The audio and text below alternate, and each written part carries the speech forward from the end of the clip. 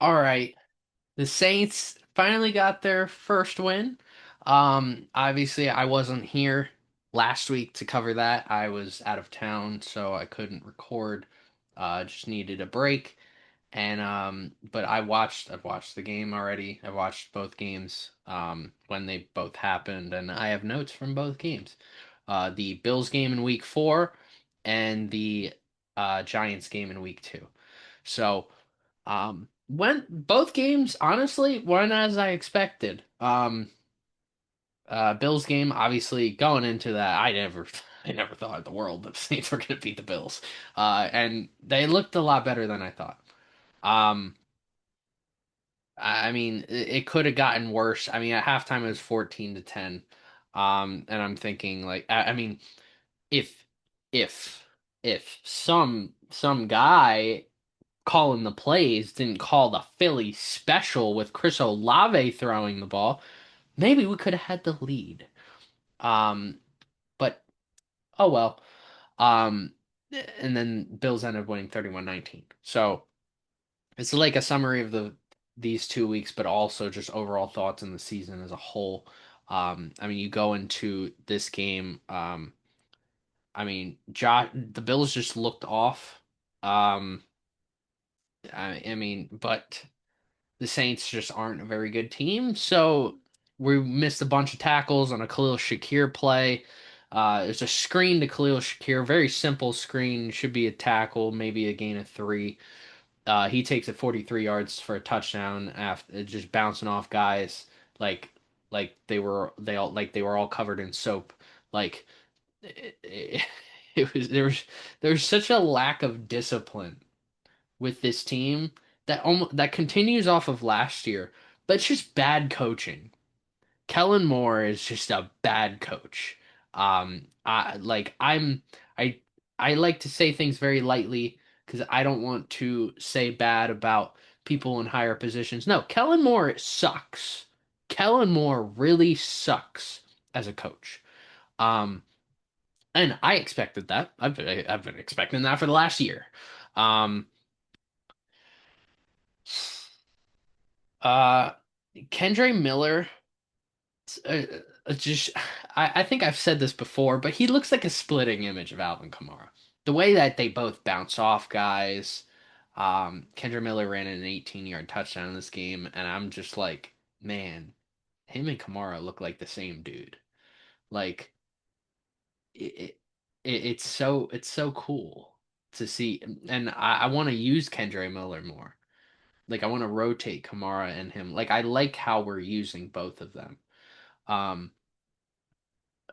one thing about the Saints offense with Brandon Cooks actually, Brandon Cooks was taking Tre'Davious White to school. Both guys are older, but Brandon Cooks, man, he's been around, he's been doing things. I think he's over 10,000 yards, or he's getting very close to it. But Brandon Cooks has just been balling. Um, Josh Allen ended up throwing an interception to Jonas Sanker. Jonas Sanker, man. This dude looks incredible. In the last 2 weeks, this guy has been everywhere. And I've been saying all preseason, I'm like, this dude's good. This dude's really, really good. And he's a guy I'm really excited for what the future holds with him. Um, he got his first career interception on Josh Allen, which is, I think that's great. Um, Somehow Josh Allen was just throwing questionable balls to keep the Saints in the game. It's like the Bills were like overlooking the Saints to look at the Patriots game. But they were just making stupid choices in this game. Um, Blake Grupe ended up kicking a 54-yard field goal. And then yeah, the Saints attempted a Philly special where Chris Olave threw the ball and Cole Bishop made a highlight reel one-handed interception, returned it to the Bills 16-yard line with the penalty, set up Buffalo at the 2-yard line. Bills ended up leading 14-10 at halftime.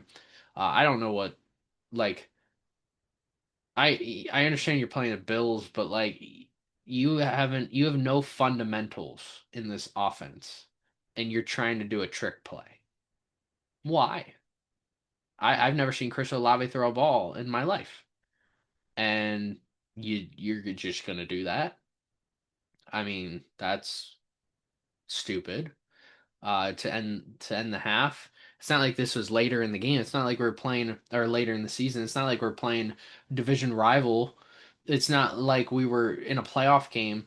This is just week 4 against the Buffalo Bills, a team who you're probably not even supposed to beat. And you're just like, all right, let's do this. Did not work whatsoever. You were not even close to the end zone either. If he catches that, he's likely not going into the end zone because he's not close enough. So, dumb decision. Um, Trying to throw a touchdown to Spencer Rattler. Um, Third quarter, James Cook. The one thing that was keeping the Bills really going in this game, even with their struggles, was just the run game in general. The Saints' run defense just doesn't look very good. And James Cook was having himself a field day running over the defense. Nobody could tackle him or anyone else really. Josh Allen ended up running in a 5-yard touchdown. Josh Allen was running all over the place, bouncing off guys, and of course the Saints just couldn't wrap up anyone. Um, Spencer Rattler ended up throwing a 3-yard touchdown to Chris Olave. Fourth quarter, Bills turned the ball over on downs at midfield. Blake Grupe kicked a 35-yard field goal. Josh Allen ended up just he kept running on third down. It's like what other choice do you have? Josh Allen, they couldn't stop Josh Allen from running, so might as well just run it on third down. Josh Allen threw a 20-yard touchdown to Dalton Kincaid. Saints turned the ball over on downs at the Buffalo 41-yard line. There was a roughing the punter on the Saints, which gave the Bills all the hope in the world they needed to win this game. Matt Prater kicked a 35-yard field goal, and AJ Epinesa for the Bills strip sacked Spencer Rattler, but it's a turnover on downs in the New Orleans 34-yard line. Bills won 31-19. And there was a play where Rattler threw what looked like it was a touchdown to Brandon Cooks, but ball touched the ground. It was incomplete. Um, I mean, the way Rattler's playing, I think Rattler's playing exactly how I want him to play. He's not doing like going into the year. You asked me this, if you told me this is how Spencer Rattler's playing, I'd be like, oh, it's better than I thought. Um, I mean, he's doing a lot better than I expected.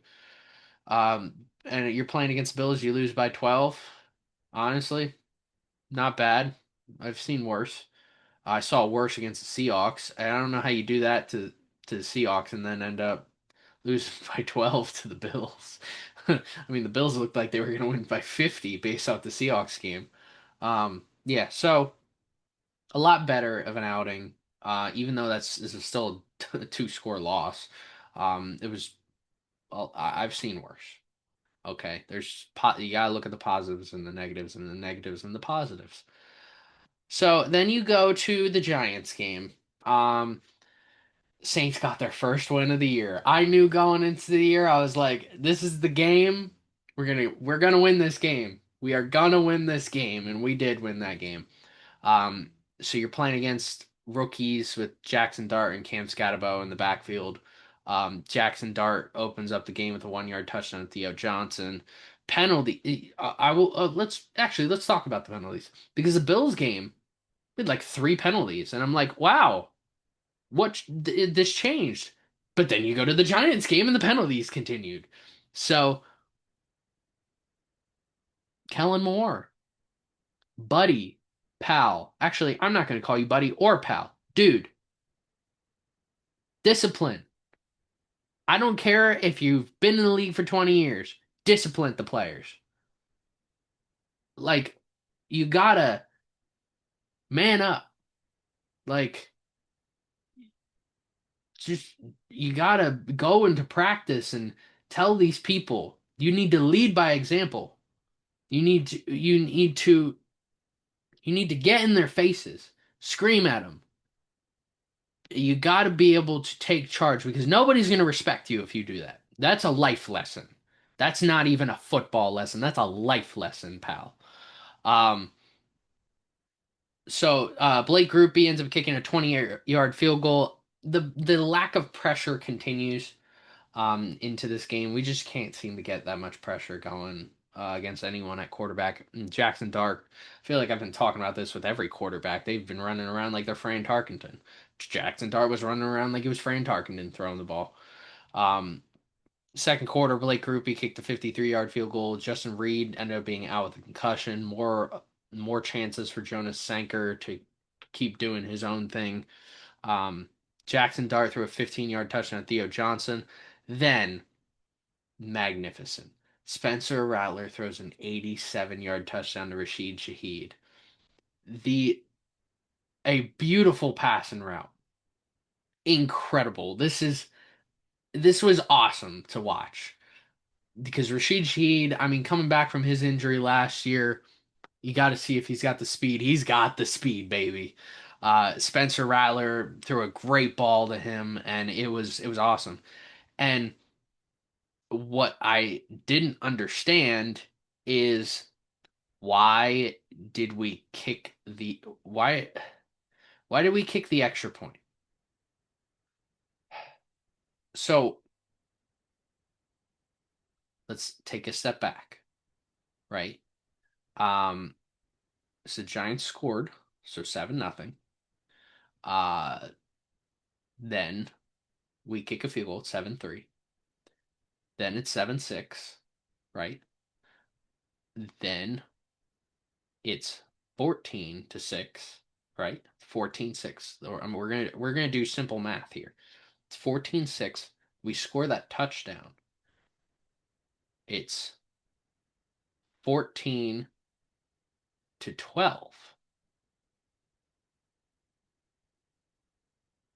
So you kick the extra point and make it so that you're losing 14-13. When if you went for two, it would be 14-14. Are you trying to win the game? Are you trying to lose the game?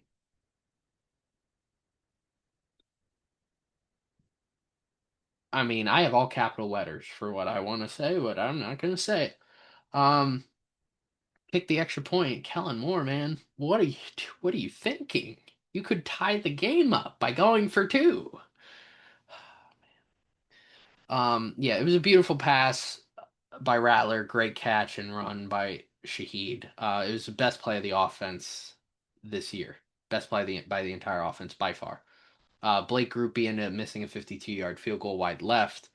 Demario Davis ended up forcing a fumble on Darius Slayton and Jonas Sanker.